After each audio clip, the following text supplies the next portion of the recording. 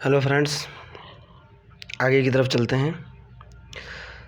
Dynamics के अंदर एक टॉपिक बचा हुआ था, उसको कवर कराऊंगा, motion in A resisting medium. Okay, तो सबसे पहले मैं आपको बताऊंगा कि टर्मिनल वेलोसिटी होती क्या है। ध्यान से सुनना।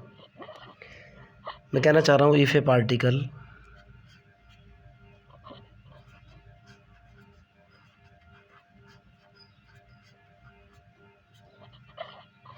Is falling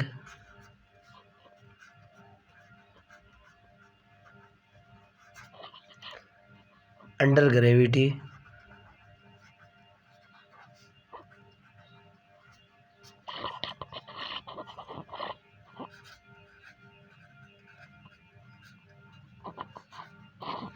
in A resisting medium. आपको भी बताऊंगा कि रजिस्टिंग मीडियम क्या होता है। पहले एक बार डेफिनेशन लिख लूँ।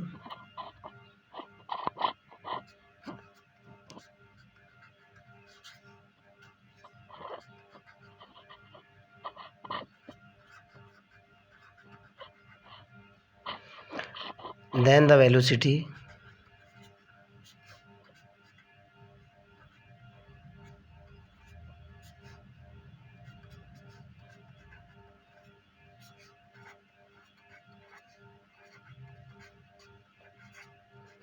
capital V is called terminal velocity.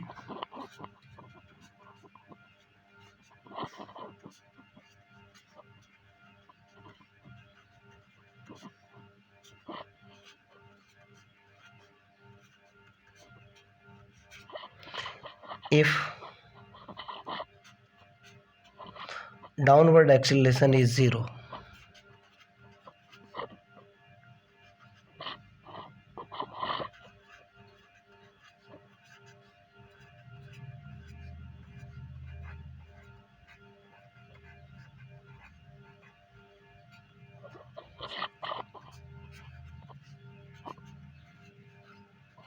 I am repeating the definition. ध्यान से सुनना।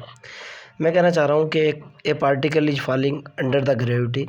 अगर कोई पार्टिकल जो है ना ऊपर से नीचे की ओर गिर रहा है इन ए रजिस्टिंग मीडियम, एक ऐसे मीडियम के अंदर गिरना, एक ऐसा मीडियम जो पार्टिकल पर लगने वाली पावर का विरोध करता हो। जैसे पार्टिकल ऊपर से नीचे गिर रहा है, हवा जो है ना इसकी जो वेलोसिटी है इसके एकदम उसका विरोध करने की कोशिश कर रही है। या फिर आप ये समझोगे ये जो पार्टिकल है, ये मेरे पास जो पेन है, ये हवा को चीरते हुए जो है ना एयर को चीरते हुए नीचे आ रहा है। ओके, तो ऐसा मीडियम जो पार्टिकल है उसकी वेलोसिटी का या उसके ऊपर अप्लाइड फोर्स का विरोध करती हो, उस मीडियम को बोलता हूँ मैं रजिस्टिंग मीडियम। ओके, अब समझने की कोशिश करना। ए particle is falling under the gravity in A resisting medium, मतलब यह है कि सीधा सीधा मान लो कि हवा रजिस्टिंग मीडियम का काम करती है। ओके, अगर एक पार्टिकल सीधा सीधा जो है ना किसी ऊंचाई से गिर रहा है हवा के अंदर, वो क्योंकि बात नहीं कर रहा हूँ। ओके, ठीक है ना, विद द वेलोसिटी वी या then the velocity V is called terminal velocity, तब उस पार्टिकल की वेलोसिटी जो है ना टर्मिनल वेलोसिटी कहलाएगी।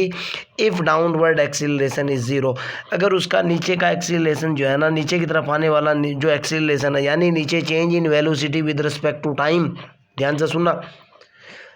Okay, downward acceleration is zero का मतलब निकलता है कि d v over d t is equal to zero. मतलब क्या है इसका, क्या मतलब है? D v over d t is equal to zero का मतलब ये निकलता है कि जब पार्टिकल ऊपर से नीचे की तरफ आएगा तो वेलोसिटी के अंदर कोई चेंज नहीं होना चाहिए, अर्थात जो वेलोसिटी स्टार्टिंग पॉइंट के ऊपर थी वही वेलोसिटी फाइनल पॉइंट के ऊपर आनी चाहिए। अगर एक पार्टिकल यहाँ से गिरा और पार्टिकल यहाँ तक गिरा तो पार्टिकल की जो वेलोसिटी यहाँ थी वो एक अलग बात है, इनिशियल वेलोसिटी ज़ीरो हो सकती है जब पार्टिकल गिरना शुरू करेगा।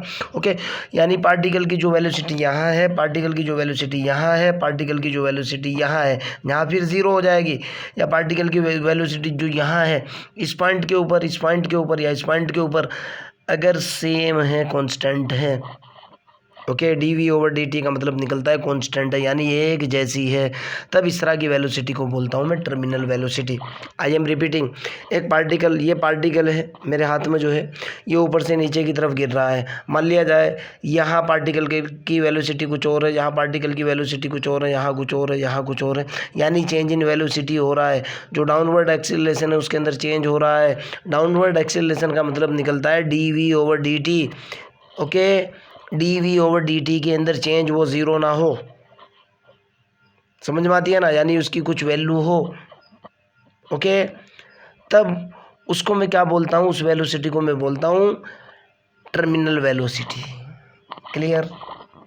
मैं बहुत अच्छे से आपको बता चुका हूँ, एक बार फिर रिपीट कर रहा हूँ। मेरा पार्टिकल ऊपर से नीचे की तरफ गिर रहा है, यानी हवा के अंदर गिर रहा है, पार्टिकल की कोई ना कोई वेलोसिटी है। ओके, आप इस चीज़ को जानते हो कि change in velocity is known as acceleration.